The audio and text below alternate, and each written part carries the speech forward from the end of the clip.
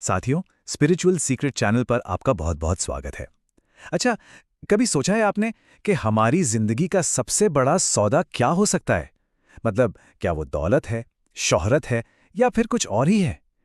आज हम एक कहानी सुनेंगे जिसका नाम है जीवन का सच्चा सौदा। ये कहानी ना हमें इसी सवाल की तह तक ले जाएगी और शायद हमें हमारी जिंदगी का असली मकसद भी मिल जाए। तो चलिए शुरुआत करते हैं एक ऐसे सवाल से जो हम सब कभी ना कभी खुद से जरूर पूछते हैं। वो ये कि आखिर हमारी जिंदगी का सच्चा लक्ष्य है क्या? क्या बस पैसा कमाना, नाम कमाना, यही सब, या फिर इससे भी गहरा कुछ है? यकीन मानिए, आज की कहानी इस पहेली को सुलझाने में हमारी बहुत मदद करने वाली है। देखिए, ये जो कहानी है ना, ये कोई मनगढ़ंत बात नहीं है। ये एक बहुत ही प्राचीन ग्रंथ से ली गई है। मतलब इसका जो सोर्स है वो हमारी सदियों पुरानी आध्यात्मिक विरासत में छिपा है। और शायद यही वजह है कि ये आज भी उतनी ही रिलेवेंट, उतनी ही पावरफुल लगती है। इस कहानी के सेंटर में है दो बहुत ही असाधारण लोग। दो ऐसे यात्री जिन्होंने जिंदगी के सबसे बड़े सच को खोजने के लिए दो बिल्कुल बिल्कुल अलग रास्ते चुने। एक ने तो सब कुछ छोड़ दिया और दूसरे ने सब कुछ गले लगा लिया। इनकी ये जो जर्नी है ना, वो हमें सिखाती है कि मंजिल भले ही एक हो, लेकिन उस तक पहुंचने के रास्ते कितने अलग अलग हो सकते हैं। तो ये हैं वो दो रास्ते। एक तरफ हैं शुकदेव, जो पैदा होते ही वैरागी थे। सच को पाने के लिए उन्होंने दुनिया ही छोड़ दी। और दूसरी तरफ है नानक, जिन्होंने दुनिया के बीच रहकर, लोगों की सेवा करके, करुणा दिखाकर अपना रास्ता खोजा। आप सोचिए, दो बिल्कुल अलग सोच, लेकिन मंजिल एक ही। तो चलिए सबसे पहले उस पहले रास्ते को समझते हैं, यानी परम वैराग्य का रास्ता। ये वो रास्ता है जिस पर चले महान ऋषि शुकदेव। ये एक ऐसी बात है जिस पर यकीन करना भी मुश्किल हो जाता है। ऋषि शुकदेव जन्म लेने के ठीक बाद फौरन घर छोड़कर जंगल की तरफ चल दिए। सोचिए जरा, इससे पता चलता है कि दुनिया से उनका डिटैचमेंट, उनका वैराग्य कितना गहरा था, जन्म से ही था। और जब उनके पिता महर्षि व्यास ने उन्हें रोकने की कोशिश की, तो शुकदेव ने जो जवाब दिया ना, वो उनकी पूरी सोच को साफ कर देता है। उन्होंने कहा, एक बार अगर दुनिया से मोह हो गया तो फिर उससे छूटना बहुत मुश्किल है। वो जानते थे कि अगर एक बार भी इस माया में फंस गए तो फिर बाहर निकलना लगभग नामुमकिन हो जाएगा। तो ये तो था पहला रास्ता। अब आते हैं दूसरे रास्ते पर, जो वैराग्य से एकदम अलग है।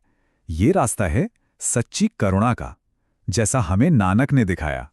ये वो रास्ता है जो सब कुछ छोड़ने में नहीं, बल्कि दूसरों की सेवा करने में भगवान को ढूंढता है।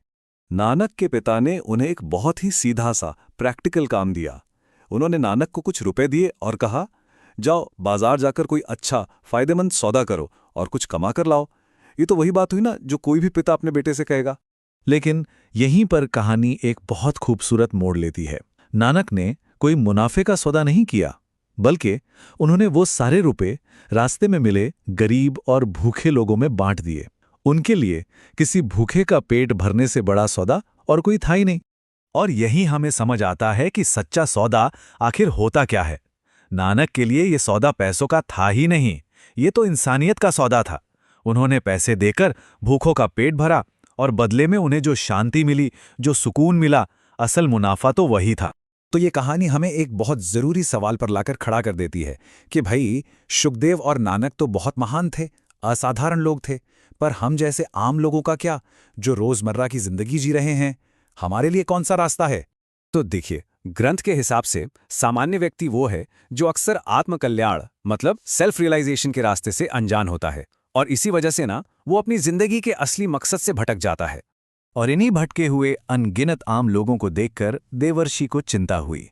उन्होंने सोचा कि इन लोगों का भला कैसे होगा, इन अनगिनत आत्माओं का कल्याण कैसे होगा। और बस यही सवाल लेकर वो भगवान के पास पहुंचे, ताकि हम जैसे साधारण लोगों के लिए भी कोई रास्ता मिल सके। तो अब सबसे जरूरी सवाल, हम इन दो रास्तों से सीख क्या सकते हैं? मतलब आज की जिंदगी में हम इन बातों को कैसे अपना सकते हैं? चलिए अब इस कहानी का जो असली निचोड़ है उसे समझते हैं। तो इस पूरी कहानी से ना कुछ बहुत प्रैक्टिकल बातें निकल कर आती हैं। पहली बात, रास्ता कोई भी हो, मंजिल एक ही है, आत्मकल्याण यानी खुद को जानना। दूसरी, वैराग्य का मतलब दुनिया छोड़कर भागना नहीं है, बल्कि दुनिया की चीजों से अपना अटैचमेंट छोड़ना है। आप दुनिया में रहकर भी वैरागी हो सकते हैं। तीसरी बात यह है कि करुणा, सेवा, ये भी भगवान तक पहुंचने का एक बहुत पावरफुल रास्ता है। और सबसे आखिर में हम सबको अपनी जिंदगी का वो सच्चा सौदा पहचानना होगा, वो काम जो हमें पैसे से ज्यादा रूहानी सुकून दे। और अब आखिर में एक सवाल जो मैं आपके लिए छोड़ रहा हूं। अपनी जिंदगी की कहानी में आप कौन सा रास्ता चुनेंगे, वैराग्य का या फिर करुणा का? इस पर जरा सोचिएगा जरूर।